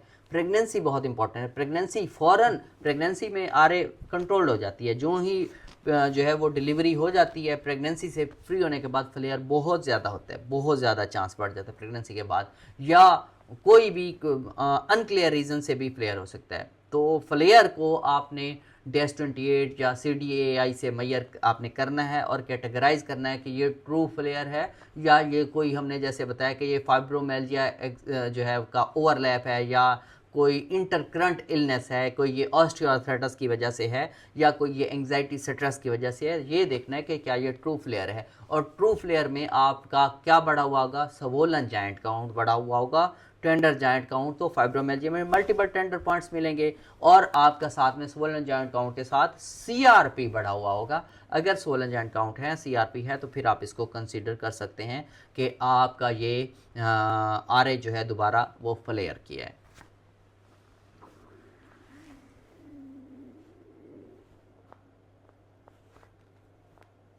फ्लेयर की जो मैनेजमेंट की हम बात करते हैं, अगर फ्लेयर आ जाता है तो शॉर्ट कोर्स ऑफ ग्लूकोकार्टिकॉइड्स आपने देना है। उसके बाद क्या आप जो भी आप दे सकते हैं, या तो अगर वैसे ट्रू आपका फ्लेयर है तो आप फिर ओरल प्रेडनिसोलोन दे सकते हैं, या आपको कोई एक सिंगल जॉइंट कोई स्वेलिंग है तो आप इंट्राआर्टिकुलर इंजेक्शन दे सकते हैं।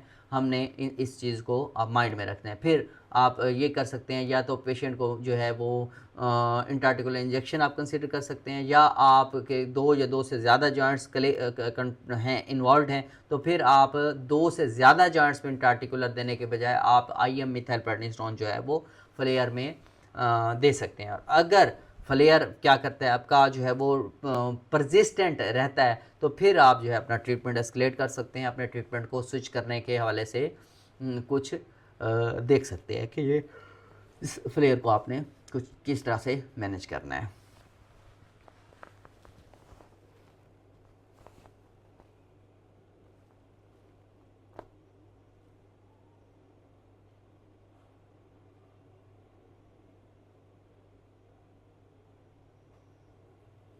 अच्छा, नेक्स्ट जो है कि ट्रीट टू टारगेट जो स्ट्रेटजी है, इसमें चैलेंजेस क्या आते हैं उसको हमने डिस्कस करना है। प्रैक्टिकल चैलेंजेस और फिर उनके सॉल्यूशंस क्या हैं, पाकिस्तान के कॉन्टेक्स्ट में भी हम डिस्कस करेंगे, क्योंकि यहाँ इम्पॉर्टेंट ये है ट्रीट टू टारगेट जो है वो थ्योरेटिकल लेवल पर तो समझी जाती है, लेकिन प्रैक्टिकल इम्प्लीमेंटेशन में बहुत सारी हर्डल्स आती हैं। इन हर्डल्स को पहले अंडरस्टैंड करने की कोशिश करेंगे, फिर इसके सॉल्यूशन क्या है वो देखेंगे। फर्स्ट क्या है, पहला चैलेंज है फॉलोअप। पेशेंट फॉलोअप पे नहीं आता। पाकिस्तान में पेशेंट जब बेहतर होता है तो वो फॉलोअप मिस कर देता है। उन्हें आपने समझाना है कि आप बेहतर हो रहे हैं, लेकिन इसका ये मतलब नहीं है कि आपकी बीमारी बिल्कुल ख़त्म हो गई है। आपकी डिज़ीज़ को मॉनिटर करते रहना ज़रूरी है। आप उस पर पेशेंट्स को जो है वो इंगेज कर सकते हैं कि पेशेंट जो है वो आपके साथ कनेक्टेड रहें। आप थ्रू व्हाट्सअप या कोई भी आपका स्टाफ उनके साथ कनेक्टेड रहे, उसके फैमिली मेम्बर्स को आप एजुकेट कर सकते हैं, और आप उनको रिमाइंडर कार्ड भी दे सकते हैं। ये चीज़ें आप उनका फॉलोअप बेहतर करवाने के लिए आप कर सकते हैं। इसके अलावा और बहुत इंपॉर्टेंट है वो है कॉस्ट। हर 3 महीने बाद आप लैब की कॉस्ट मरीज़ को जो है वो बर्डन फील होती है। वो कहता है हर 3 महीने बाद में डॉक्टर साहब आप मुझे टेस्ट लिख देते हैं, इतने में कैसे कराऊं।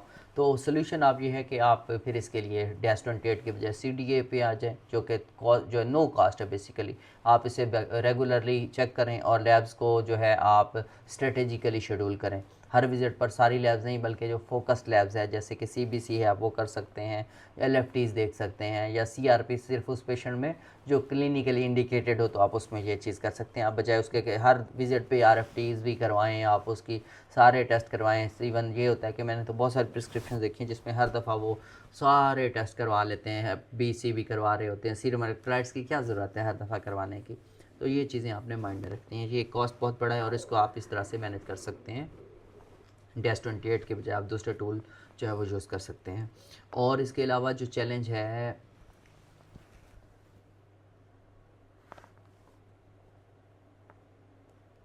कॉस्ट किससे मिलता जुलता है, बायोलॉजिक की अफोर्डेबिलिटी है, वो भी एक चैलेंज है। जब ट्रीट टू टारगेट एस्केलेशन का टाइम आएगा और पेशेंट बायोलॉजिक अफोर्ड ही नहीं करेगा, तो आप फिर पेशेंट को आप गाइड कर सकते हैं। हम ट्रिपल कन्वेंशनल सिंथेटिक डमार्ड की थेरेपी की तरफ जा सकते हैं। जैसे हमने पुराने लेक्चर्स में बताया कि ट्रिपल कन्वेंशनल सिंथेटिक डमार्ड भी जो है वो भी इक्वल टू बायोलॉजिक डमार्ड जो है वो इम्प्रूवमेंट देते हैं, लेकिन ये 100% श्योर नहीं है। कुछ पेशेंट्स में देते हैं, कुछ पेशेंट में इवन ट्रिपल कन्वेंशनल सिंथेटिक डमार्ड का भी फेलियर हो जाता है। तो ये बेसिकली आपने इस कॉस्ट इफेक्टिव ऑप्शन को डिस्कस कर लेना है अपने पेशेंट्स के साथ।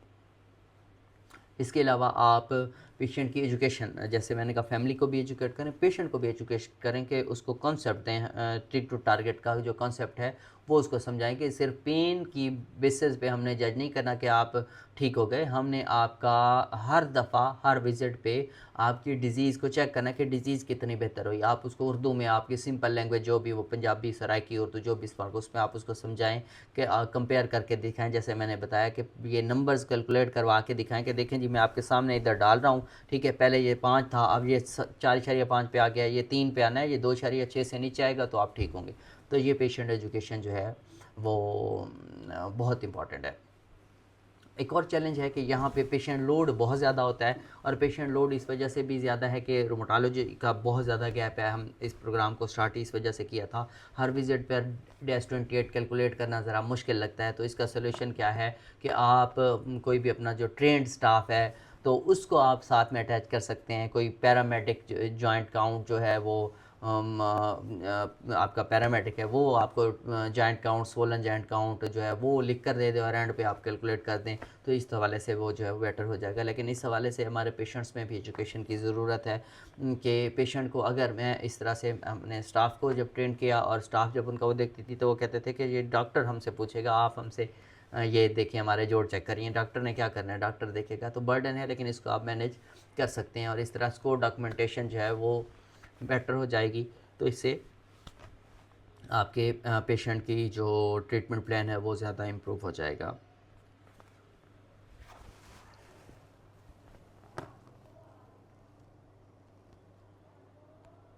अच्छा, अब हमारे लेक्चर तकरीबन एंड पे हम एक केस को देखते हैं। एक हम केस देखते हैं। एक फीमेल पेशेंट है, उसको आ रहे है, उसका आ रहे डायग्नोज, लेट्स सपोज उसका आ रहे डायग्नोज आज हुआ। आपने उसका डेस्ट 28 निकालना है। डेस्ट 28 में आपने देखना है swollen joint count, tender joint count, उसका इंफ्लेमेटरी मार्कर क्या कह रहे हैं। वो अगर डेस्ट 28 सॉरी हाई डिजीज एक्टिविटी है, NTCCP भी उसका वेरी हाई है, हाई टाइटर है, आर फैक्टर जो है, आर फैक्टर भी हाई टाइटर है। और आप इस तरह के पेशेंट में स्ट्रेटजी क्या कर सकते हैं, आप इस तरह के पेशेंट में MTX जो है वो स्टार्ट करवाएं। उस पर MTX आप 7.5 से स्टार्ट किया जा सकता है, 10 mg वीकली तक दे सकते हैं और 5 mg 2 डेज़ पे स्प्लिट कर दें ताकि टॉलरेंस अच्छा हो जाए। साथ में फोलिक एसिड ऐड करें, साथ में ही आप जो है हाइड्रोक्सीक्लोरोक्विन को जो है वो आप ऐड कर सकते हैं। उसका वेट के हिसाब से 5 mg पर kg पर डे, और प्रेडनिसोलोन एज आ शॉर्ट कोर्स आप दे सकते हैं। और टारगेट रखें कि आपका पेशेंट जो है वो जब नेक्स्ट रिजल्ट पे आए कि उसकी डिजीज एक्टिविटी कम होना चाहिए। मरीज़ को आपने बताना है कि आपने हर 3 महीने बाद आना है, शुरू में 1 महीने बाद आ जाए, फिर 3 महीने बाद आना है, और डेस्ट 28 आप मैयर करते जाएँ।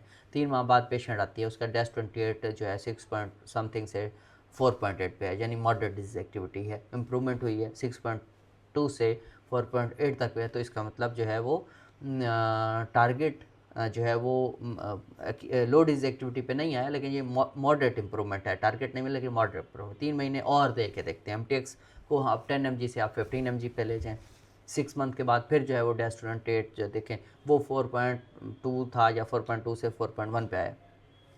अभी भी टारगेट नहीं मिला। फॉर प्रोग्नोस्टिक फैक्टर मौजूद थे, NTCCP हाई था, हाई टाइटर था, आर फैक्टर हाई टाइटर था, डिजीज एक्टिविटी शुरू में ही हाई थी। तो यूलार की रिकमेंडेशन इस पे क्या कहती है, हमने अभी डिस्कस किया था। यूलार 22 के मुताबिक अब क्या होना चाहिए, बायोलॉजिक ऐड करने का टाइम यही है। लेकिन हमारे यहाँ क्या आप बताएं ऐसा होता है? नहीं होता। उसको 5-6 साल तो फिर उसको लगा दिए जाते हैं। MTX जो है वो आप उसको कंटिन्यू कर सकते हैं, साथ में आप प्रेडनिसोलोन क्योंकि बंद कर चुके हैं, और TNF इनहिबिटर जो आप ऐड कर दें। उसमें आपने स्क्रीनिंग करनी है, TB स्क्रीनिंग करनी है, आइग्रा करना है, आइग्रा आपका नेगेटिव आ जाता है और आपने HbC की जो है वो स्क्रीनिंग कर ली, और उसके बाद जो है आप उसको TNF इनहिबिटर ऐड कर दें। TNF इनहिबिटर आप उसको पेशेंट को दें, साथ MTX कंटिन्यू करें। आप कुछ महीने बाद देखें, आप 6 to 9 मंथ आप देखें आपकी जो है डिजीज एक्टिविटी टेस्ट 28 जो है वो 24 पे है, दैट मीन्स की रिमिशन हो गई। तो हम बायोलॉजिक कंटिन्यू करेंगे और MTX को भी, क्योंकि कंटिन्यू जो है इस तरह सस्टेन रिमिशन जो है अभी नहीं हुई, क्योंकि सिर्फ 3 महीने हुए। 6 मंथ पहले थे, 3 महीने फिर हो गए। 3 महीने बायोलॉजिक लेने पे 2.4 पे आ गई, लेकिन हम MTX भी कंटिन्यू रखेंगे टू रिड्यूस एंटीबॉडी। फिर 3 महीने मजीद गुजारें, 12 महीने हो गए। 12 महीने पे आप डेस्ट 28 आपका 2.2 पे आ गया है, दैट मीन्स कि अब सस्टेन रिमिशन है, 6 मंथ हो चुके हैं।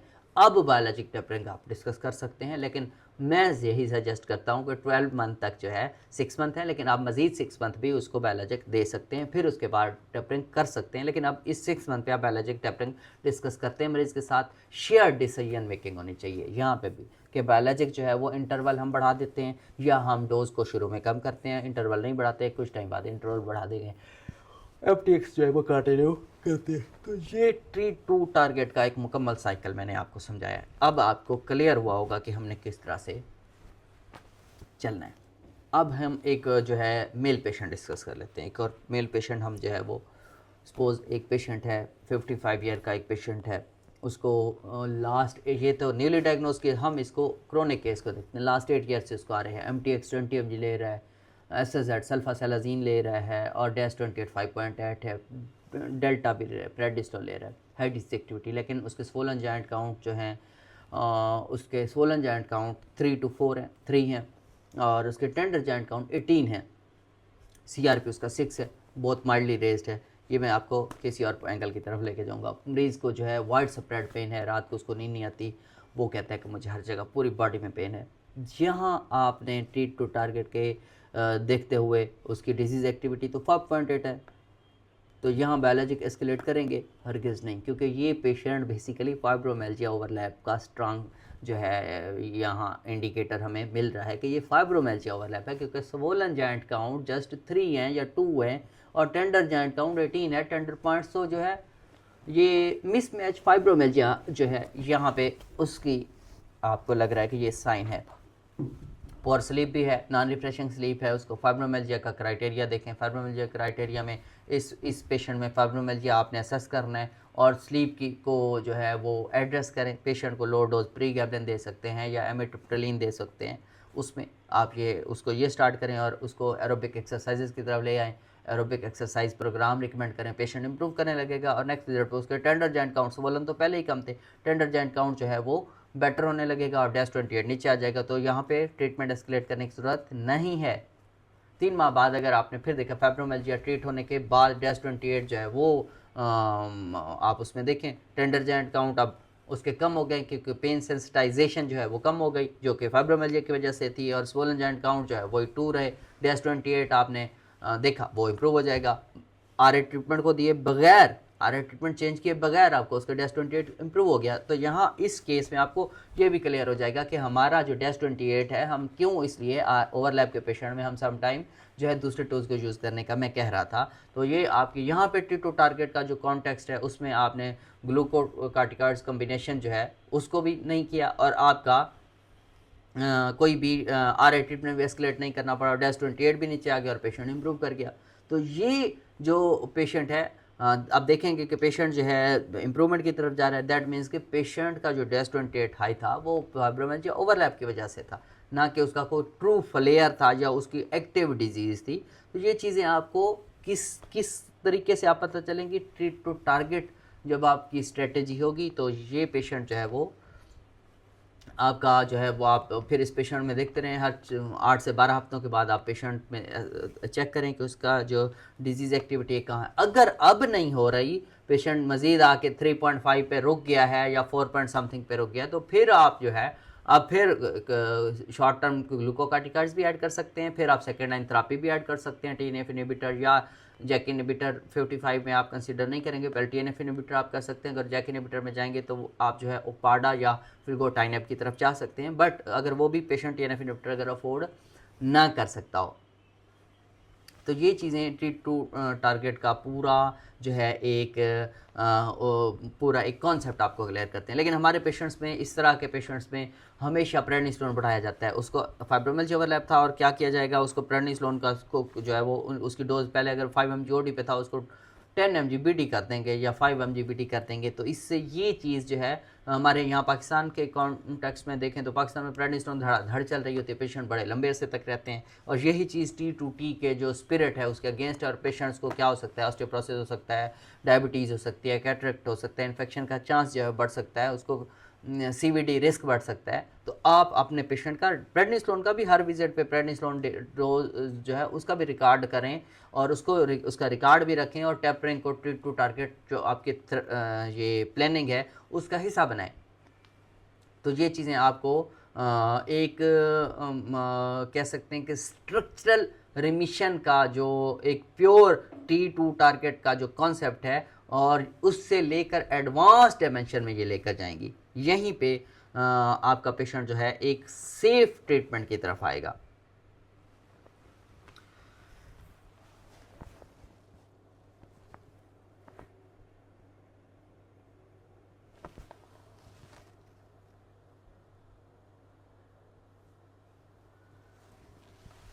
क्लिनिकल रिमिशन को मैं थोड़ा सा मज़ीद यहाँ पे कुछ चीज़ ऐड करना चाहता हूँ। क्लिनिकल रिमिशन का मतलब ये नहीं है कि आप कहें कि रेडियोग्राफिक प्रोग्रेशन भी रुक गई है, इसको हम थोड़ा सा अलग समझते हैं। अब क्लिनिकल रिमिशन और प्योर रिमिशन, क्लिनिकल रिमिशन में रेडियोग्राफिक प्रोग्रेशन नहीं रुकती। सम टाइम क्लिनिकल रिमिशन में भी सब क्लिनिकल इन्फ्लेमेशन जो है वो कंटिन्यू रहती है, जो एक्सरे या MRI पर प्रोग्रेशन दिखाती है। इसे हम आप कह सकते हैं कि radiographic progression despite clinical remission कहते हैं।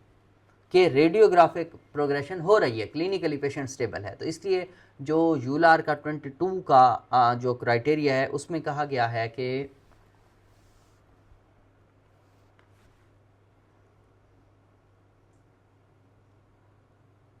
जो इमेजिंग है ख़ास तौर पर एक्सरेज को आपने जो है ईयरली करवाना है फर्स्ट फ्यू ईयर्स में।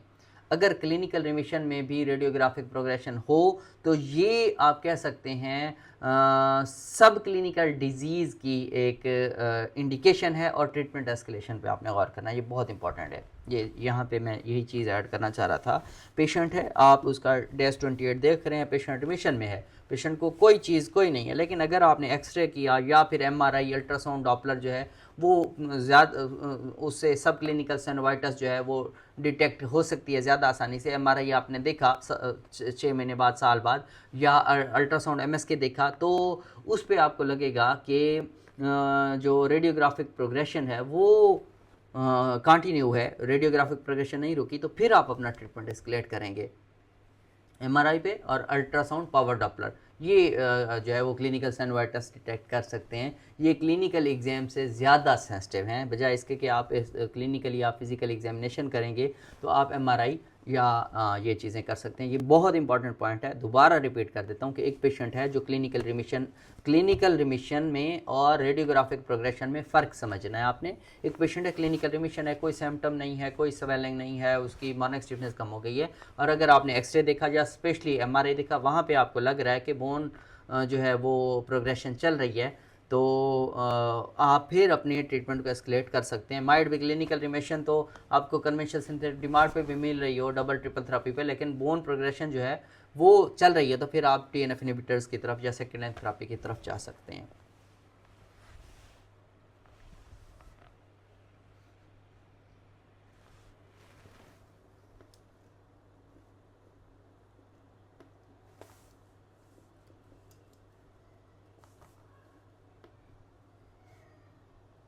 जी, आज का लेक्चर तकरीबन एंड है। अब कॉमन पिटफॉल्स जो है वो आपको ट्रीट टू टारगेट इम्प्लीमेंटेशन में क्या हो सकते हैं वो आपके साथ। वैसे तो ट्रीट टू टारगेट को बहुत कम जो है वो डिफ़ाइन किया जाता है और कम जो है वो प्लानिंग में रखा जाता है, लेकिन पिटफॉल्स हो सकते हैं। ट्रीट टू टारगेट में कॉमन पिटफॉल्स में अगर बात कर जाएँ तो टारगेट डिफाइन ना करना और पेशेंट कहे कि मैं पेशेंट बस बेहतर है और आप उससे सेटिस्फाई हो जाएं, ये ट्रीट टू टारगेट नहीं है, यही कॉमन पिटफॉल है और सबसे इम्पोर्टेंट है। दूसरा है डिजीज़ एक्टिविटी मैयर ना करना और सब्जेक्टिव असेसमेंट पर रिलाई करते रहना। डिजीज़ एक्टिविटी मैयर ना करना बहुत इंपॉर्टेंट, बहुत बड़ा कॉमन पिटफॉल है। और कॉमन पिटफॉल है 3 मंथ्स में इम्प्रूवमेंट हो रही है लेकिन टारगेट नहीं मिला और उसी वक्त ट्रीटमेंट चेंज कर देना, ये भी है, ये प्री मेच्योर स्विचिंग है। कुछ ड्रग्स को 6 मंथ लग जाते हैं। वेरी अर्ली स्विचिंग ऑफ डमार्ड्स जो है वो भी जो है ये भी एक कॉमन पिटफॉल है, और हम देखते हैं कि इवन लोग तो 3 हफ्तों के बाद ही मिथोट्रेक्सेट को स्टॉप करके लिफ्लिनोमाइड स्टार्ट कर देते हैं, तो ये भी कॉमन पिटफॉल है। ओवरलैप बड़ा इंपॉर्टेंट है। फाइब्रोमिल्जी ओवरलैप को जो है वो मिस कर देना और हाई डैश 28 देखते हुए बायोलॉजिक्स एस्केलेट कर देना, ये भी एक कॉमन पिटफॉल है। ग्लूकोकॉर्टिकॉइड्स जो है उसको आप कह सकते हैं जो है आइडेंटिफाई ना करना और उसको कॉन्टीन्यूसली जो है वो करते रहना कि ये जो ग्लूकोकॉर्टिकॉइड्स हैं उसको टेपर ना करना और स्टॉप ना करना, ये भी एक कॉमन पिटफॉल है। और स्टीरॉयड फ्री रिमिशन का टारगेट ना रखना भी एक कॉमन पिटफॉल है। पेशेंट को 3 मंथ से ऊपर आप जो है स्टीरॉयड नहीं दे सकते, लेकिन हमारे यहाँ पेशेंट सालों साल जो है वो स्टीरॉयड लेते रहते हैं। इसके बाद और पिटफॉल्स की बात करते हैं तो सस्टेन्ड रिमिशन जो है उसकी हम बात करें, उसके बाद टेपरिंग ना करना, ये भी पिटफॉल है। अगर पेशेंट है 6 मंथ तक उसकी सस्टेन्ड रिमिशन है, ये 12 मंथ तक हो चुकी है, तो मरीज़ को जो है अननेसेसरी ड्रग बर्डन और कॉस्ट की से जो है वो पेशेंट परेशान होता है, उसको आपने टेपर करना है। और टेपरिंग के बाद मॉनिटरिंग ना करना और फ्लेयर मिस करना, ये भी एक बहुत बड़ा कॉमन पिटफॉल है। अगर आपने टेपर कर दिया तो फिर भी आप जो है वो डिजीज़ मॉनिटर करते रहें और अगर फ्लेयर हो तो मिस नहीं होना चाहिए। और ट्रीट टू टारगेट में पेशेंट को डिस्कशन, शेयर्ड डिस्कशन ना करना, ये भी एक कॉमन पिटफॉल है। और यूनिलेटरल डिसीजंस लेना, ये जो है कोई ट्रीट टू टारगेट का प्लानिंग में शामिल नहीं है। आप शेयर डिसीजन मेकिंग जो कंप्लायंस बेसिकली बढ़ाती है, तो आप शेयर डिसीजन मेकिंग की तरफ जाएं। ये चीज़ें और बहुत सारी चीज़ें हैं जो इग्नोर की जाती हैं क्लिनिकल डिजीज़ एक्टिविटी के हवाले से। डिप्रेशन को जो है और कोमॉर्बिडिटीज़ को ट्रीट ना करना, जो ये भी जो है ट्रीट टू टारगेट को आप कह सकते हैं उसमें हर्डल्स क्रिएट करती है, ये भी एक कॉमन पिटफॉल है। तो यहाँ तक जो है हमारा लेक्चर एंड हुआ। आज का लेक्चर जो था बहुत इंपॉर्टेंट था और आज हमने ट्रीटमेंट मैनेजमेंट की टोटल फ़िलासफ़ी को समझने की कोशिश की। आज के लेक्चर को हम समराइज़ करते हैं कि ट्रीट टू टारगेट जो है यानी T2T RA मैनेजमेंट की एक ऐसी स्ट्रेटेजी है जिसमें हम एक क्लियर टारगेट यानी रिमिशन या लो डिजीज़ एक्टिविटी की तरफ सिस्टमेटिकली ट्रीट करने के लिए हम प्लान करते हैं और रेगुलरली हम डिजीज़ एक्टिविटी को मेजर करते हैं कि टारगेट मिल रहा है या नहीं मिल रहा। हमारा सारा आज का लेक्चर किस पे था? ULR 22 RA मैनेजमेंट रिकमेंडेशंस पर और ACR 2021 की का जो गाइडलाइंस है, दोनों जो है वो ट्रीट टू टारगेट या T2T को RA मैनेजमेंट का जो है वो आप कह सकते हैं कार्नर स्टोन जो है वो इसको इस्टेब्लिश करती भी हैं और कहती भी हैं। टारगेट रिमिशन है आपका, ये आप माइंड में रखें। किसी भी RA का पेशेंट आपके सामने बैठे, आपने अपना माइंड बनाना है कि मैंने इसको रिमिशन की तरफ लेके जाना है। DAS28 कितने से हो? 2.6 से नीचे होना चाहिए, CDAI 2.8 से और SDAI 3.3 से। दोबारा रिपीट कर देता हूँ, DAS28 2.6 से, CDAI 2.8 से, SDAI 3.3 से कम होना चाहिए। एक्टिव डिजीज़ में आपने हर 3 महीने में आपने असेस करना है, टारगेट नहीं मिल रहा तो आप एस्केलेट करें। फाइब्रोमिल्जिया है, डिप्रेशन है, ऑस्टियोआर्थराइटिस ओवरलैप है, उसको आपने आइडेंटिफाई करना है ताकि जो है वो कोई गलत एस्केलेशन ना हो जाए, वजह कोई और हो और आप जो है डिमांड्स एस्केलेट करते रहें। और सस्टेन्ड रिमिशन है, सस्टेन्ड रिमिशन में आपने टैपरिंग और स्टीराइड सिजेशन जो है वो लाजमी तौर करनी है। पेशेंट को 3 मंथ से ऊपर स्टीराइड हरगिज़ नहीं देने। शेयर डिसीजन मेकिंग का जो है वो आपने ट्रीट टू टारगेट स्ट्रेटजी का बहुत इंपॉर्टेंट पार्ट बनाना है और पेशेंट के साथ ज़रूर डिस्कस करना है। पाकिस्तान में ट्रीट टू टारगेट इम्प्लीमेंटेशन के लिए आपने CDAI को प्राइमरी टूल रखना है, because this is no cost tool. इसमें क्या है, इसके अलावा आप पेशेंट एजुकेशन करें, कॉम्प्लायंस जो है स्ट्रेटजीज़ डेवलप करें ताकि पेशेंट जो है अपना फॉलोअप भी रेगुलर लेता रहे और मेडिसिन भी रेगुलर लेता रहे। तो उम्मीद करता हूँ कि ये लेक्चर बहुत ज़्यादा हेल्प रहेगा। अगला जो हमारा लेक्चर है उसमें हमने RA मैनेजमेंट में बहुत इंपॉर्टेंट पार्ट को कवर करना है, that is RA management in pregnancy. तो RA मैनेजमेंट में जो है वो हम नेक्स्ट लेक्चर में हम डिस्कस करेंगे, क्योंकि ये एक ऐसा टॉपिक है जो पाकिस्तान के हवाले से भी और पूरी दुनिया में RA मैनेजमेंट में बहुत ज़्यादा इंपॉर्टेंट है, जहाँ पे ड्रग सेफ्टी, डिजीज़ मॉनिटरिंग, आप कह सकते हैं मैटरनल फेटल आउटकम्स, ये सारे एक साथ बैलेंस करना होते हैं। तो उम्मीद करता हूँ आज का लेक्चर आपकी RA मैनेजमेंट की कॉन्सेप्ट और फिलासफी को एक नई जो है तरीके से लेकर जाएगा, आपके एग्जामिनेशन पॉइंट ऑफ व्यू से भी और आपके क्लिनिकल प्रैक्टिस में बहुत ज़्यादा हेल्प रहेगा। तो हमें याद रखिए। Thanks so much.